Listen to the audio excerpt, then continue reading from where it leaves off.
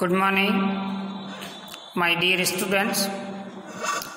Gayatri school Sanchore के YouTube channel में आप सभी का स्वागत है। इस चैनल को ज़्यादा से ज़्यादा सब्सक्राइब करें ताकि एग्रीकल्चर बायोलॉजी से संबंधित आपको नए प्रकार की क्लास उपलब्ध हो सके।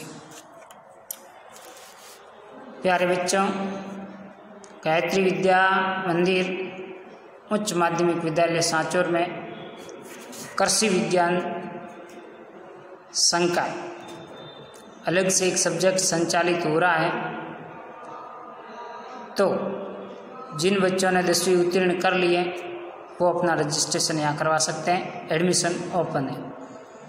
और बालिकाओं के लिए विशेषतः जिन बच्चियों ने 10th क्लास में 60% या इससे अधिक अंक हासिल किए तो उनको ICAR के द्वारा 5,000 रुपये की प्रोत्साहन छात्रवृत्ति के रूप में भी पारितोषिक दिया जाता है। तो बालिकाओं के लिए एग्रीकल्चर साइंस में अच्छा स्कोप है और अपना रजिस्ट्रेशन करवा सकते हैं। गायत्री स्कूल में एडमिशन ओपन है। Okay, thank you.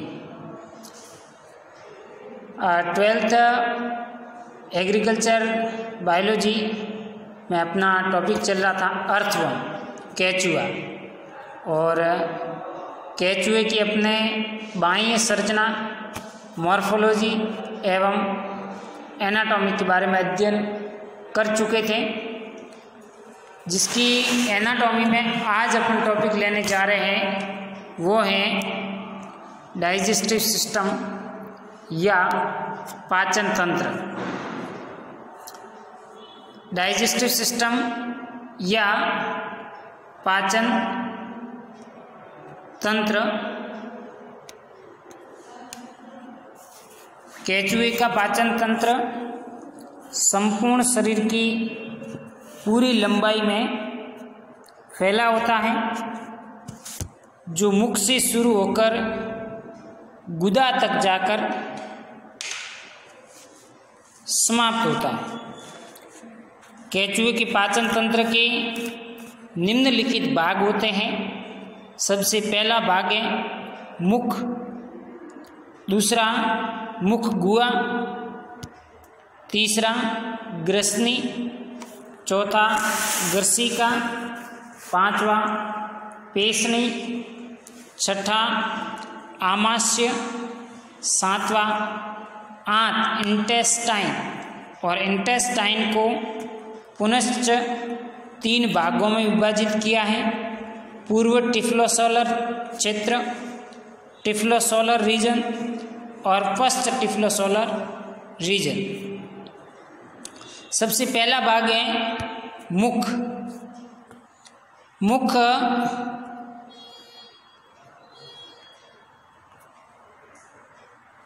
मुख ये प्रथम खंड पर स्थित होता है, जो देखने में अर्धचंद्राकार छिद्र के रूप में होता है, जिसे पेरिस्टोमोनियम या परितुंड कहते हैं, जिससे होकर के भोजन प्रवेश द्वार या इसी से होते हुए केचुआ भोजन अंदर की ओर ग्रहण करता है। दूसरा मुख गुहा, ये मुख से शुरू होकर तीसरे खंड तक होती है। इसमें अनुदैर्ध्य वलय पाए जाते हैं। मुख गुहा भोजन को ग्रहण करते समय अंदर बाहर होती है एवं भोजन को ग्रसनी में पहुंचाने का कार्य करता है। तीसरा भाग है वो है ग्रसनी। ये चौथे खंड में स्थित होती है। इसमें संयोजी ऊतक एवं पेशीय तंतुओं का पुंजनुमा बना हुआ जाल होता है, जिसमें लार ग्रंथियां पाई जाती हैं। इन लार ग्रंथियों की लार में श्लेष्मा एवं प्रोटीन को अपघटन करने वाले एंजाइम पाए जाते हैं। यानी कि लार ग्रंथि ग्रसनी में पाई जाती है, मुख गुहा से भोजन ग्रसनी में प्रवेश करता है। तो यहाँ पर लार ग्रंथियाँ होती हैं जो श्लेष्मा एवं प्रोटीन के अपघटनकारी एंजाइम मौजूद होते हैं। गर्सिका ये 5वें से 8वें खंड तक फैली होती है। इसमें किसी भी प्रकार के भोजन का पाचन नहीं होता है। ये केवल और केवल भोजन को ग्रसनी से पेशनी तक पहुंचाने का कार्य करता है। यानी कि गर्सिका में जो भोजन है उनको पेशनी में पहुंचाने का कार्य कौन करती है? गर्सिका, जिसमें कोई किसी प्रकार के पाचन की क्रिया संपादित नहीं होती। गिजार्ड्स या पेशनी ये 8वें एवं 9वें खंड के मध्य अंडाकार आकार में होती है। ये पेशीय तंतुओं की गांठदार रचना होती है जो भोजन को पीसने का कार्य करती है।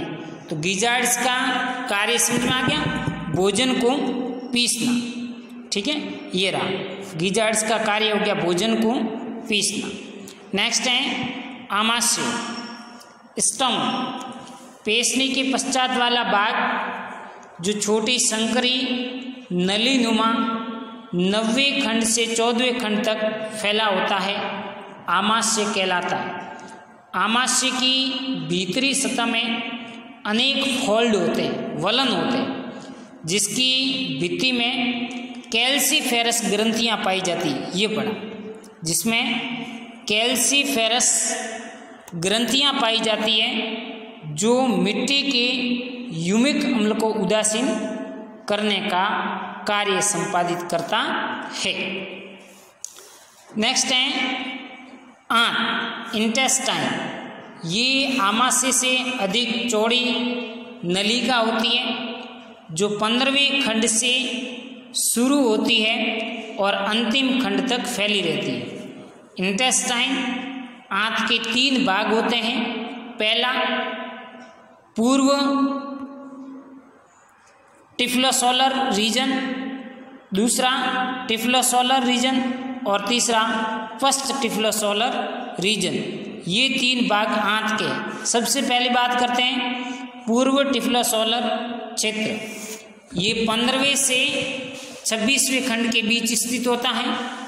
इसकी आंतरिक भित्ति में छोटे छोटे रसांकुर पाए जाते हैं, जिसको अपन सूक्ष्मांकुर के नाम से भी कह सकते हैं। रसांकुर पाए जाते हैं।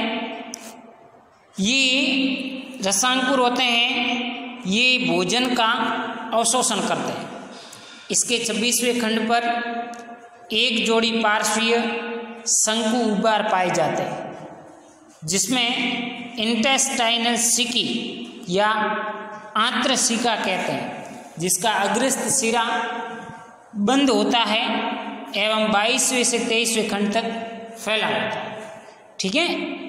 दूसरा भाग है आंत का टिफ्लोसोलर रीजन, जो 27वें खंड से अंतिम यानी कि 23 एवं 25 खंड को छोड़कर शेष समस्त खंडों में ये फैला रहता है, जिसे आंत्रवलन या टिफ्लोसोल के नाम से जानते हैं।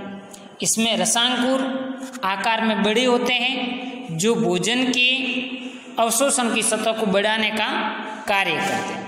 तीसरा भाग है फर्स्ट टिफ्लोसोलर रीजन। ये 23वें से 25वें खंड तक फैला होता है, जिसे मलाशय कहते हैं, और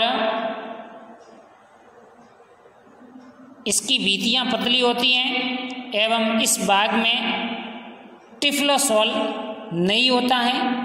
ये चित्र गुदा द्वारा बाहर की ओर खुलता है। नेक्स्ट है गुदा या एनस।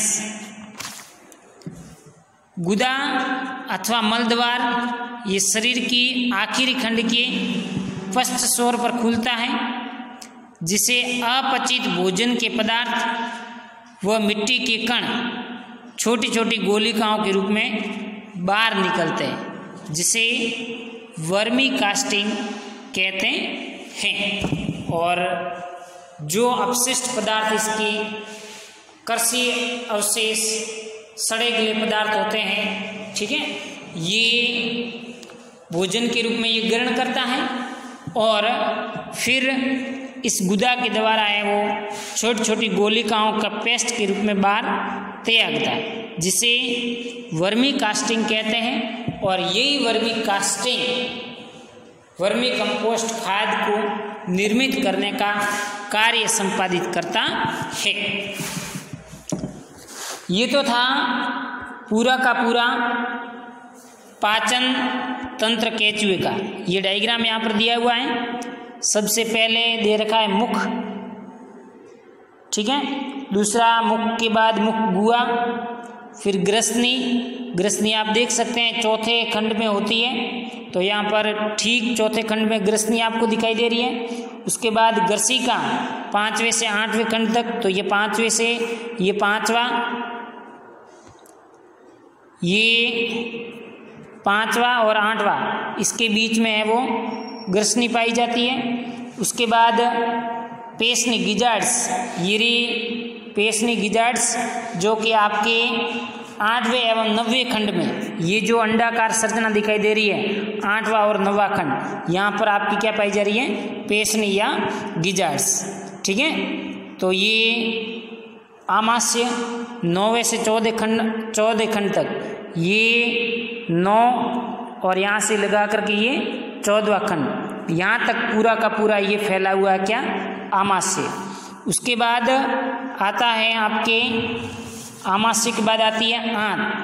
आंत है वो इस 15वें खंड से शुरू होती है और लास्ट खंड तक है वो फैली रहती है। 15वें से शुरू होकर के अंतिम 34वें खंड तक ये फैली रहती है, जिसके 3 भाग हैं। एक ये रहा पूर्व टिफ्लोसोलर रीजन, फर्स्ट भाग। दूसरा है वो है टिफ्लोसोलर रीजन, ये पड़ा दूसरा। और तीसरा है वो है फर्स्ट टिफ्लोसोलर रीजन। तो पूर्व टिफ्लोसोलर 15 से 26वें खंड, 15 से लगा करके इस 26 खंड तक है वो आपका पूर्व टिफ्लोसोलर क्षेत्र होता है। टिफ्लोसोलर क्षेत्र जिसमें 23 और 25 खंड, इन दोनों को छोड़ करके पूरे शेष भागों में ये टिफ्लोसोलर रीजन होता है। और 23 से ये रहा 25, इस खंड में आपका होता है पश्च टिफ्लोसोलर रीजन, ठीक है। और लास्ट अंतिम में होती है गुदा, तो वो इसमें आपको दर्शाई हुई है नहीं, तो ये अलग से मैं आपको कॉपी कर दूंगा, तो ठीक इसी के अकॉर्डिंग आप इसका डायग्राम है वो तैयार कर लेना, ओके। अब आता है कि केचुए में पाचन की क्रिया किस प्रकार से होती है, और ये पाचन की क्रिया के माध्यम से ये वर्मी कंपोस्ट खाद को किस प्रकार से है वो तैयार करता है, उनके बारे में बात कर लेते हैं। तो मिट्टी के कणों के साथ कार्बनिक पदार्थों को मुख गुहा से खींचने के पश्चात भोजन ग्रसनी में पहुंचता है। ग्रसनी की लार में म्यूसिन भोजन को नम एवं प्रोटीएज नामक एंजाइम प्रोटीन का पाचन करने के लिए स्त्रावित होता है, ठीक है। तो मिट्टी के कणों के साथ जो कार्बनिक पदार्थ होते हैं उसको भोजन के रूप में केचुआ क्या करता है, ग्रहण करता है और मुख गुहा में पहुंचता है। वहाँ से भोजन ग्रसनी में जाता है। ग्रसनी में लार जो बनती है उस लार में म्यूसिन नामक एंजाइम स्त्रावित होता है जो भोजन को नम बनाने का कार्य करता है। और दूसरा एंजाइम है प्रोटीएज, जो प्रोटीन का पाचन करने के लिए स्त्रावित होते हैं। तो प्रोटीएज से प्रोटीन का पाचन करने का कार्य संपादित होता है। जब भोजन ग्रसिका से होते हुआ पेशनी में पहुंचता है तब पेशनी द्वारा भोजन को महीन करने के लिए इसको पीसा जाता है। तो पेशनी का कार्य मैंने आपको बताया था। पेशनी का क्या कार्य है, भोजन को पीसने का कार्य पेशनी के अंडर में रहता है। उसके पश्चात भोजन आमाशय में पहुंचने पर आमाशय की भित्ति की कैल्सीफेरस ग्रंथियां आमाशय में पाई जाती, उसमें ये भी बताया था किसमें कैल्सीफेरस ग्रंथियां पाई जाती, किसमें, आमाशय में। तो आमाशय की भित्ति की कैल्सीफेरस ग्रंथियां यूमिक अम्ल को उदासीन कर देती है और अंत में भोजन के आंत में पहुंचने पर आंत्र भित्ति से पाचक रस जैसे ट्रिप्सिन, पेप्सिन और लाइपेज का स्त्रावण होने से वसा, प्रोटीन एवं स्टार्च के पाचन की क्रिया संपादित हो जाती है। ये समस्त आमाशय के द्वारा स्त्रावित होने वाली कैल्सीफेरस ग्रंथियों के द्वारा स्त्रावित किया जाता है, जिसमें आंत भित्ति से पाचक रस, ट्रिप्सिन, पेप्सिन और लाइपेज वसा का पाचन करती है, पेप्सिन है वो प्रोटीन का, और ट्रिप्सिन और ये स्टार्च का पाचन करने का कार्य संपादित करती है। आंत में पाए जाते हैं रसांकुर व टिफ्लोसोल, जो भोजन की अवशोषण की कैपेसिटी को बढ़ाने का कार्य करते हैं। इस प्रकार आंत में भोजन का पाचन एवं अवशोषण दोनों प्रकार की क्रिया संपादित होती है, और इन सभी क्रियाओं के पश्चात जब ये समस्त क्रिया हो जाती है, भोजन को ग्रहण करना, उसका पाचन करना, पाचन करके उसको अवशोषण करना, उन समस्त क्रियाओं के पश्चात अपचित भोजन मिट्टी के कणों के साथ छोटी छोटी गोलिकाओं के रूप में गुदा द्वारा बाहर निकल जाता है, जिसको कहते हैं वर्मी कास्टिंग्स। और वो वर्मी कास्टिंग्स है वो गुदा या एनस के द्वारा बाहर निकाल दिया जाता है, जो कुंडलित ढेर के रूप में देखने में मिलता है। और यही वर्मी कास्टिंग की छोटी छोटी पेस्ट या गोलिका ही वर्मी कंपोस्ट खाद के नाम से जानी जाती है। तो इस प्रकार से ये था केंचुए का पाचन तंत्र और केंचुए के पाचन की क्रिया। अगले टर्न में अपन पढ़ेंगे कि केंचुए का कृषि में क्या इम्पोर्टेंस है। तो सबसे बड़ा इम्पोर्टेंट है कि केंचुआ वर्मी कंपोस्ट एक प्रकार का जैविक खाद तैयार करता है, तो किसान को जैविक खाद की आपूर्ति हो जाती है, और जिसके कारण मृदा का कटाव कम होता है और मृदा की सॉइल फर्टिलिटी, मृदा की उर्वरता क्षमता भी बढ़ती है। तो इस प्रकार से ये केंचुआ किसानों का मित्र भी कहा जाए तो अतिशयोक्ति नहीं होगी। Okay, thank you.